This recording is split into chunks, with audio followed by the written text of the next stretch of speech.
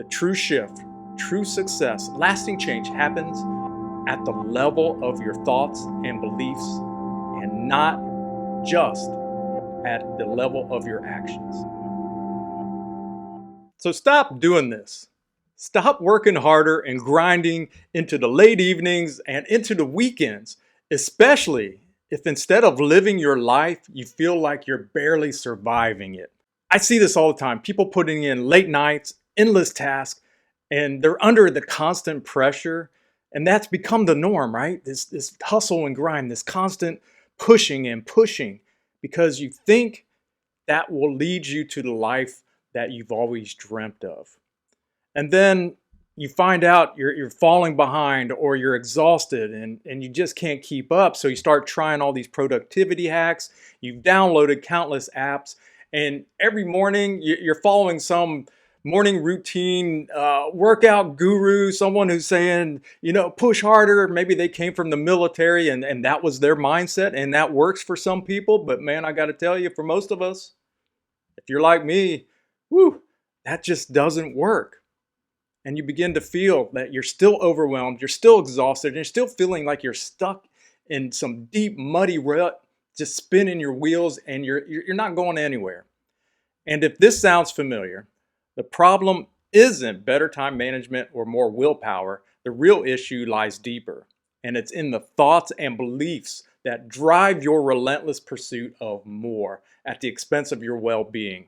So today, in this video, we are going deep into the typical time management and productivity advice that is wrong, and the few effective strategies that you can truly use to break out of the exhaustion loop of the hustle and grind.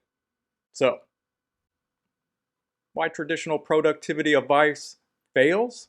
Well, it's because of this. Most productivity advice focuses on surface level solutions such as planners. Use this planner, or batch your task together. Or sometimes you'll hear this, that you need to change that morning routine. And there are some morning routines, some morning rituals that will help you break out of this. But a lot of these strategies, they're like putting a Band-Aid on a broken bone. They don't address the underlying thoughts and beliefs that fuel your burnout cycle. I mean, the real challenge isn't learning to do more efficiently.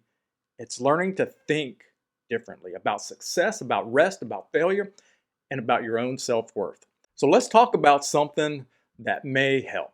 It's something referred to as the cognitive behavioral techniques, or CBT, and how that offers a different approach to a lot of these other techniques, okay?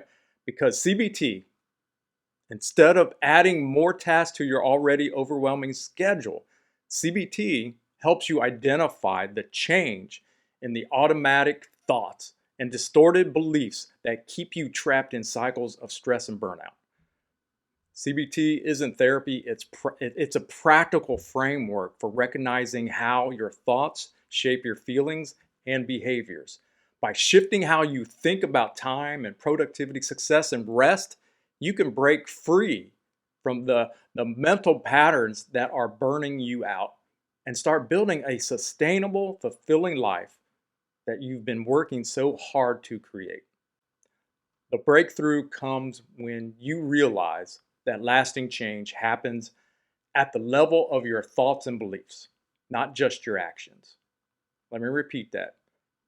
The true shift, true success, lasting change happens at the level of your thoughts and beliefs and not just at the level of your actions.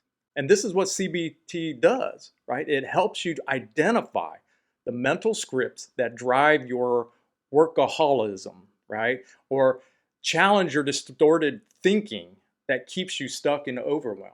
And it helps you reframe your relationship with rest, success, and failure. And it also builds sustainable mental habits that support long-term health and well-being instead of just doing more, better, faster, whatever the latest productivity hack might be.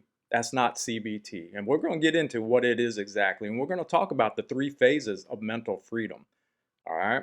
So Phase number one, in fact, of the mental freedom that is built into this cognitive behavior therapy, okay? And we have built it into our approach with our clients. So phase one is awareness.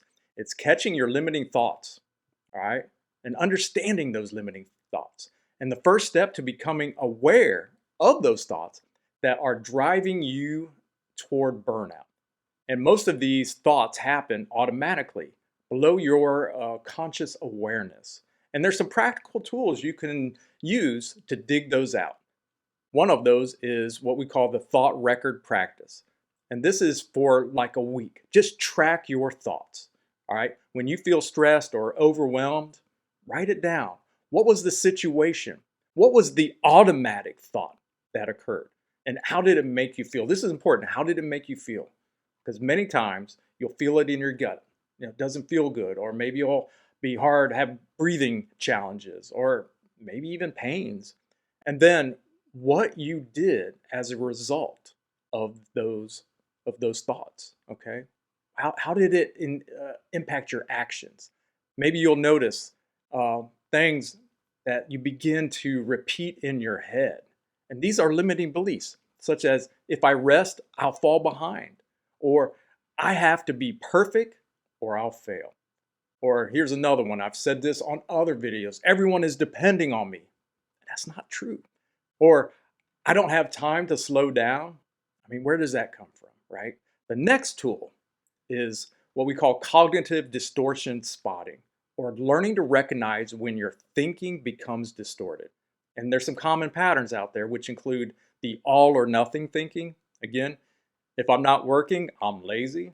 Or dramatizing, if I miss this deadline, my career is over.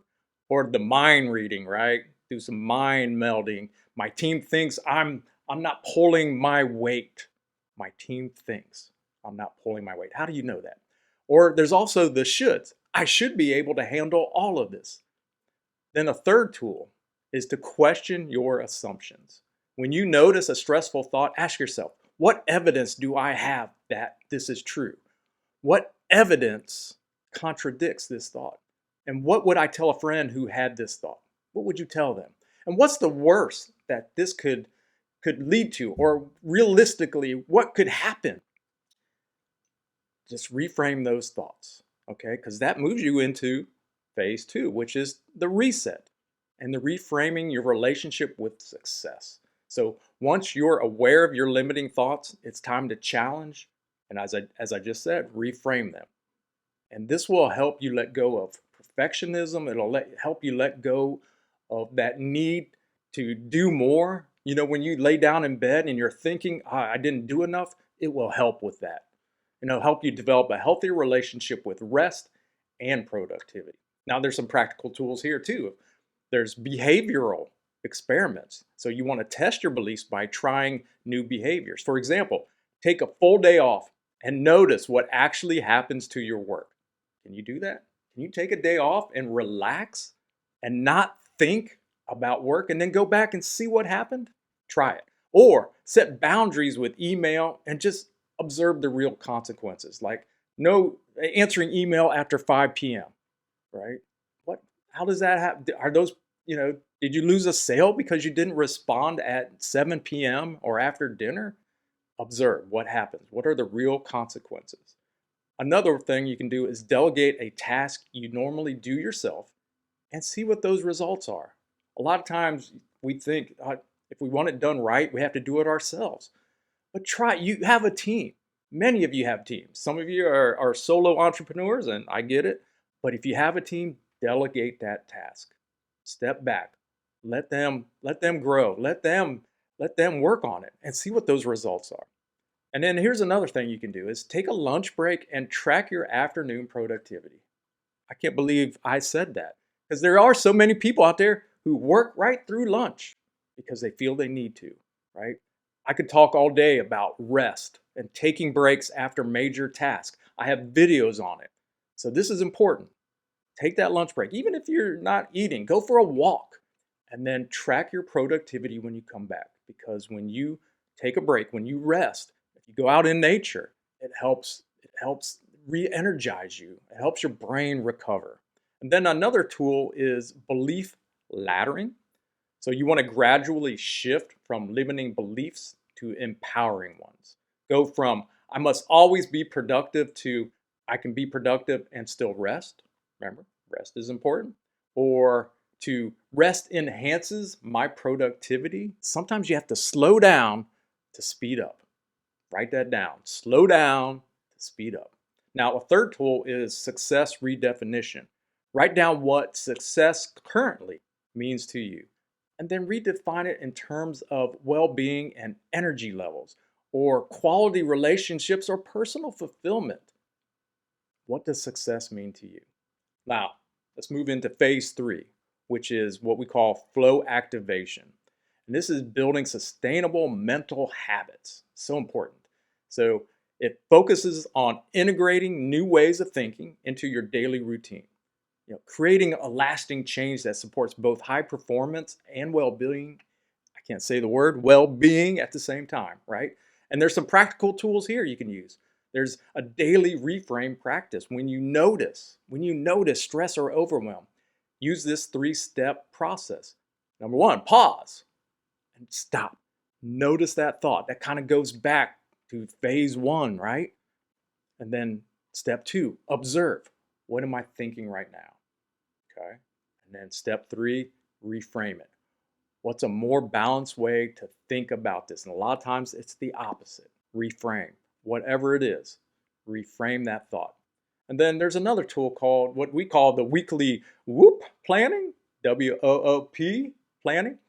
And each week, use this method to bridge the gap between where you are and where you want to be. So the W is wish. What do I want to achieve? First O is outcome. What would success look like? The second O is obstacle. What thoughts or beliefs might get in my way? And the P is plan. How will I handle these mental obstacles? Then another tool you can use is values. How do we do it? I'm thinking of the acronym, it's VAC. It's values alignment check. And before making decisions, ask yourself, does this align with my deeper values? Or am I choosing this from fear or from purpose? And will this support my long-term well-being? Those are good questions to ask. So there is a different way forward. Traditional approaches tend to continue and lead to burnout or continue the burnout. They don't fix the burnout. They want you to focus on doing more and do more better, and it just doesn't work. Whereas our approach that we build into the MindFlow Cycle focuses on thinking differently and living better. Just consider the old ways that focused on using more tools and tactics, or were motivation-based solutions, or time management hacks, or generic advice to push through. No, those don't work. All right? But our approach is thought management and energy calibration, belief shifting and identity-based change, and personalized mental rewiring. That's key. That mental rewiring is so important to overcome those limiting beliefs and create new empowering beliefs. And we believe in sustainable, values-aligned actions. You don't have to continue living in survival mode while building the life you want. Just know that. The key is shifting from trying to manage your time better to managing your thoughts better and your energy better. Remember, the goal isn't to eliminate all stress or become perfectly balanced overnight.